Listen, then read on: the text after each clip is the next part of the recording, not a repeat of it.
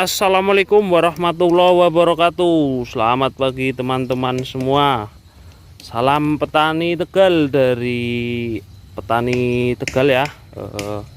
Jadi kali ini kita akan membahas pengolahan lahan ya, untuk lahan yang biasanya tergenang atau lahan sawah ya.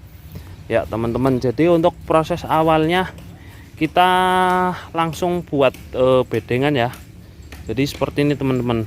Oke ya, nanti ini kita ukur dulu, kemudian dipacul, masukin ke kanan kiri, kemudian nanti hasilnya seperti ini teman-teman. Belum terlalu rata ya. Kemudian proses yang kedua, setelah pembuatan bedengan kita tabur pupuk kandang teman-teman ya. Jadi ini yang di karung-karung itu pupuk kandang dari kotoran hewan kambing. Nah, nanti hasilnya seperti ini teman-teman. Oke ya, jadi ini pun belum rata ya, jadi kita belum bisa pasang mulsa teman-teman. Nah, nanti setelah ini kita lanjut proses pengecerikan ya teman-teman, atau kita paculin sedikit demi sedikit biar agak rata. Nanti hasilnya seperti ini teman-teman. Nah kan, oke, ini kan udah rata semua ya, sudah bisa ditutup mulsa. Tapi sebelum tutup mulsa, langkah lebih baiknya kita tabur dengan dolomit ya, atau kapur pertanian dulu teman-teman. Nanti hasilnya seperti ini nih. Nah, ini udah kondisi sudah rata teman-teman. Oke, nanti setelah pemberian dolomit ini, tahap selanjutnya kita pemberian pupuk dasar ya di lahan. Biasanya saya menggunakan pupuk SP36, kemudian ada pupuk Ponska teman-teman. Nah, jadi sebelum penutupan mulsa kita menggunakan larutan bakteri dulu teman-teman. Oke, jadi sebelum penutupan mulsa kita kocor dengan bakteri ya. Oke, baik teman-teman, sebelum penutupan mulsa kita kocor dengan larutan bakteri ya. Jadi ini larutan bakterinya seperti ini teman-teman. Oke, jadi ini tuh bahannya ada molase ya. Molase itu digunakan untuk sebagai bahan pangan ya dari bakteri itu sendiri. Jadi dalam drum ini kita menggunakan bakteri Lactobacillus, kemudian ada Saccharomyces, kemudian ada Rhizobium dan ada Mycorrhiza ya. Jadi semua bakteri ini sebagai pembenah tanah atau nanti penyedia unsur hara bagi tanaman. Jadi ini lahan sudah dikocor ya, dikocor larutan bakteri ini. Nanti setelah itu kita berikan mulsa atau ditutup mulsa ya teman-teman. Nah, jadi lahannya sangat sesuai sekali nih teman-teman.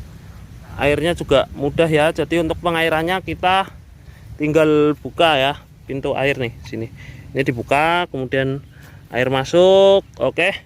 Nah, kemudian kita harus membuat buangan ya teman-teman, buangan air, karena masalah utama di komoditas hortikultura yaitu penyakit ya, bisa jamur, bakteri atau virus.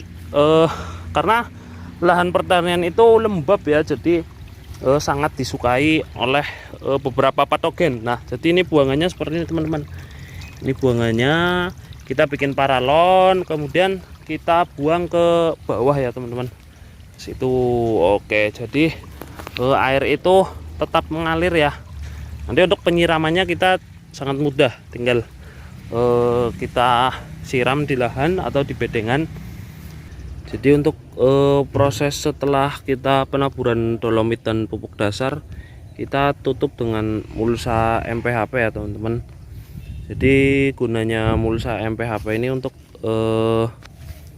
meringankan ya pekerjaan untuk pengendalian gulma. Jadi nanti ketika kita pasang mulsa MPHP, jadi gulma itu tidak tumbuh ya teman-teman ya. Jadi bersih seperti ini. Dan juga untuk mempermudah proses budidaya tanaman, dari itu pemupukan, kemudian pembumbunan dan lain-lain. Jadi seperti ini teman-teman. Oke, tahap selanjutnya setelah penutupan mulsa, kita lakukan pemasangan lanjaran ya teman-teman. Kebetulan ini saya menggunakan lanjaran yang ukuran 2 meter. Jadi nanti ketika si lanjaran ini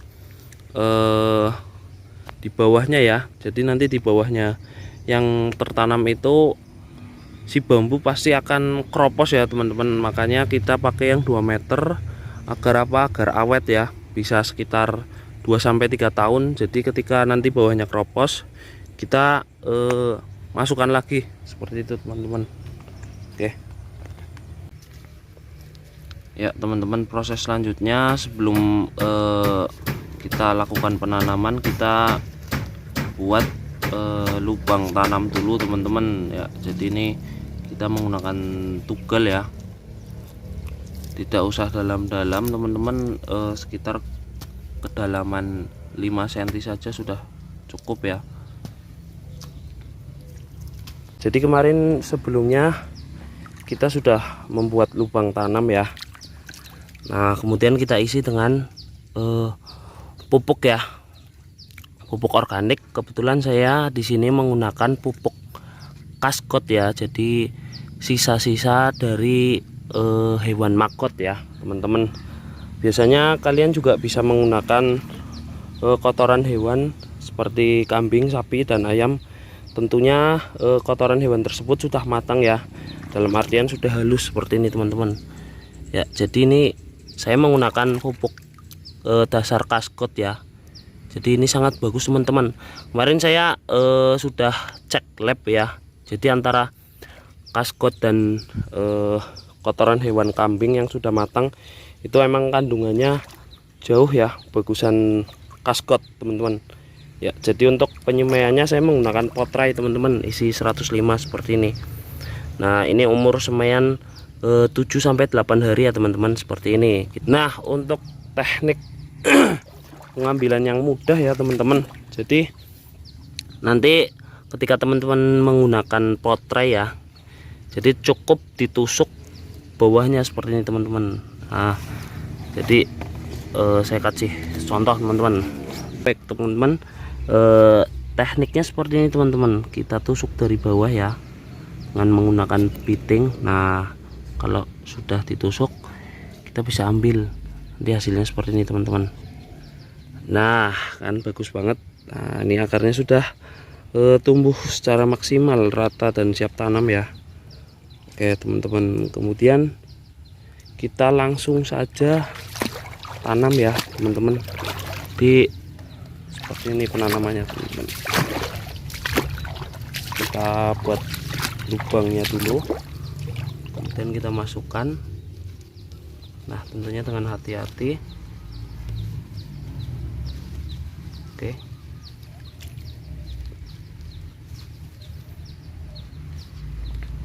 ya, kalau sudah kita langsung siram ya teman-teman. Jadi agar si tanaman ini tidak stres ya karena cukup air. Oke teman-teman, oh ya satu lagi, ketika teman-teman menggunakan potrai, jangan sekali-kali teman-teman untuk cara pengambilannya seperti ini. Sebentar. Nah jadi tidak disarankan ya untuk mencukil seperti ini. Nah jadi ininya juga akarnya nanti akan terluka ya teman-teman. Tuh kan, dia juga otomatis terpotong nih, juga bisa mengakibatkan pertumbuhannya tidak maksimal. Jadi cukup ditekan dari bawahnya saja. Oke, semoga video kali bermanfaat. Salam petani. Assalamualaikum warahmatullahi wabarakatuh.